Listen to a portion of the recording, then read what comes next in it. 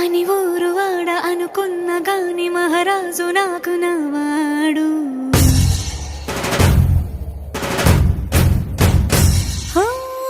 మాట పెడుసైనా మనసులో వెన్న రాయిలా ఉన్నవాడిలోన దేవుడెవరికి తెలుసును నాకన్నా.